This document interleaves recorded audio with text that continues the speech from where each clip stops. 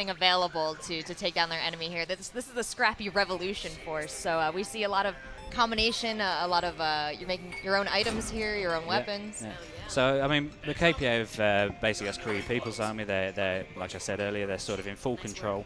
And any kind of they've taken over with their superior technology and their drone presence, and any kind of attempt to go head on against the KPA sort of always ends badly for the resistance, for the kind of the American fighters who are still sort of trying to push back. So they improvise and they use these guerrilla tactics to sort of sabotage, infiltrate, ambush their KPA counterparts.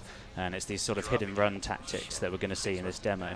That sort of getting in, striking at the enemy, and then getting out and sort of melting back into the environment before the KPA have sort of had a chance to respond. So who is our military genius that is in charge of leading this revolution? You play as Ethan Brady in the story, and he sort of starts off as a everyday sort of regular guy. He's a shop worker, games journalist. Excellent. Close to home. Yeah, and as the story progresses, he sort of joins in with the resistance. I don't want to give too much away on the story, Sure. but sort of there's a path that he takes through there to kind of instigate this sort of second war of independence. Wow. So I was just going to say this game is gorgeous, but it's also quite ridiculous. We see somebody here peeing and I guess getting focused well, on what we're showing here is sort of the open environment of the world, and sort of this is kind of this sort of brutality that we see the KPA sort of they don't really pull their punches. Anyone who kind of steps out of line sort of gets dealt a heavy force back at them. So that's kind of what we're showing here. So, I mean, this is the future, but we've also been set a while back in technology in the U.S., I guess, for the Revolution fighters. So what kind of weapons are we going to see here that they're going to be using? Yeah, so they don't. The Resistance fighters don't have the same access to the technology that the KPA have here, so they kind of improvise. They end up Просто kind of, переводить то, что building говорят. weapons and sort Ну, of, давайте попробую looking out for, вкратце exploring the объяснять смысл. environment to find, Нам сейчас говорят о scavenge that they том, can build and что create their own improvised weaponry. сопротивление не будет иметь такого We've seen широкого some выбора unique elements here. He had оружия, his как camera out. He вооруженные was, I guess, солдаты. У casing них the гораздо более joint, checking скромный out what he арсенал was будет. Yeah. how he was going to approach. I mean, so what we see here, this symbol up at the top here, this is kind of what we call this resistance language. They leave these signs around the world for each other, and you kind of look out for this and sort of, that's where you can kind of give each other scavenger balls and weaponry. And we saw a brief glimpse there of kind of this uprising going on. So as you kind of chip away at the KPA's sort of stranglehold on the environment, you get Это Enemy uprising, Front. and as you do that, the world will evolve and react to your sort of Homefront, presence. прошу прощения. So here, this Homefront. uprising mechanic here that we've implemented. So that's interesting. Is there, aside from completing the game, completing missions, does that automatically sort of rally people to you? Yeah, so we call it an evolving Philadelphia. It's a dynamic, evolving world that the player plays in. And at the start of the game, the KPA are, like I said earlier, in full control, and you see that through the actions of the civilians and how people interact with you, and certain gameplay areas aren't available to the player. But as the player kind of gains this uprising mechanic, the world naturally evolves around them, and you'll see the sort of behaviours change differently. But then also, as kind of you unlock further levels of uprising, new areas become available to the player. So the world that you see at the start of the game isn't the world you'll see at the end of the game. That is pretty exciting. So what else am I missing here? We have a huge open world gameplay. We have some incredible weapons that we're going to get a chance to use. He's building something right here, I'm guessing, what he's grabbing off. Yeah, so here we see the player going into a stash. This has sort of been hidden away, and there's kind of a weapon mod there, which I'll touch more on later. And he's kind of picked up an RC car, which he can kind of use to create these improvised explosive devices, pop them on the RC car, and kind of navigate. I mean, we'll see it in a bit. I don't want to give too much away before we go. Кстати, нам говорят, что So tell me a little bit about the team that в you этой have игре working будет не on this только game. Where do they come from? What отличный are their открытый мир, influences? And what do достаточно you bring to the большой, game personality-wise? но будет возможность крафтить оружие.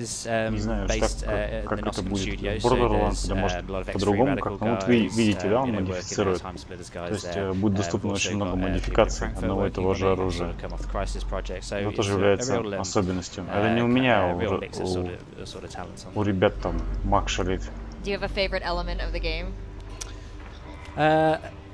Yeah, I mean I do, but I don't think we've revealed it yet, so I don't want to talk about it too much. Да, это онлайн идет. So I think we just touched Вы on же there, видите this сообщения в resistant чате. support mechanic, but I don't want to go too much into it. But yeah, this feels very natural here. That you know, you've got some technology. You see games incorporating the technology that we have today. Yeah. So you know, a lot of games you're running around the woods with guns. Well, it would be solved with a cell phone. It would be solved with a text message. Yeah, so exactly. Are we going to have some non-violent solutions here also? oh yeah, exactly. Yeah, we want to sort of go back to the heritage, back to the roots of the Crytek sort of brand, and what we've done here, and you can kind of see what we're trying to do here is kind of create these 360 setup scenarios where it's not just about you know, one way to attack attacking a police station here, not just about one way to solve a problem, but you really allow the player to think about how they're going to tackle each one.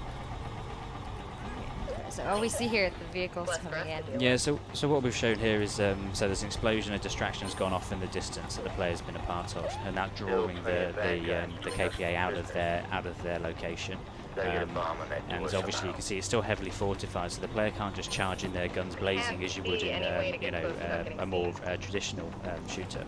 So that's not an option then, the run and gun. Well, you could, but you know, we're not encouraging it by the way we're balancing the game. So you know, we don't want the player to just be able to charge in guns blazing and sort of do everything, you know, really easily. They've really got to think about how they're going to get to their objective, and that's kind of what we see here with this. We call it the Guerrilla Toolkit. So he's able to build and craft these items from scavenge and then combine them to create kind of interesting and varied scenarios for how they're going to tackle a situation. All right, this looks like an interesting element here. He's constructed a rolling C4. Yeah, and basically this sort of the objective is to get a bomb on the door, and yeah, you could go in, you know, and shoot everyone up, but chances of success on that are very kind of you know, slight. So it's this hit and run tactics where you've kind of got to use your noggin a little bit about how you're going to get into Ну, видите, да, scenario. на данный момент идет использование. То есть разработчики чем еще хотят похвастаться, то что в этой игре можно будет убивать и необходимо использоваться не только оружием, но различными приспособлениями. В данном случае это маленький автомобиль радиоуправляемый, где установлена камера. Он может, как видите, взрываться. So I mean that sort of touches on the feature that I sort of hinted at earlier. We have this concept of resistance support. Как впечатление, впечатление пока хорошее только. I think in the traditional sense of the word, but you can call in kind of resistance that you recruit to help you in certain situations. So here we've kind of shown that he's kind of called in resistance support in his location, but you can kind of call them in to create distractions, to get to come and help you shoot, or to kind of help you blend back into the environment. Знаете, может быть, мне кажется, но эта игра далеко пошла. Not quite. Yeah, like I said, I don't want to give too much of the story away, but yeah, it's not so much that you're the leader of the resistance and by pushing them forward, you're sort of just an everyday guy who's kind of part of this resistance. And we're really keen not to make it that you're this sort of super soldier that's taking on the world, and more you're sort of this, you know, just involved in resistance. Almost there. Without giving too much away. Without giving too much away. That is the toughest part of talking about games that are about to come out. Don't give too much away, but without giving too much away, what are you guys planning, you know, once you get everybody in this game, what are they really going to be able to do maybe with each other? Am I going to be able to play with friends at all? Играет Valve, вдохновляясь разработчики Homefront. So the multiplayer side of things, we'll talk more about that later, but we are going to support 4-player co-op in this, but that's just a little teaser and no more on that. But here what we can say is the kind of the advanced weapon customization that we've got, so it's kind of creating and crafting these your own weapons on this. So an M4 to start isn't necessarily an M4 at the end of the game. Start times here. So I'll touch a little bit on kind of what we're seeing here. So at the start of the game, the player was inside what we call a yellow zone, which is these sort of police districts, and has these kind of where the KPA have a strong presence, but as you go out, друзья, на ваших экранах Homefront The Revolution. Into a red zone there, and that's more the open guerrilla warfare that we kind of see on the street.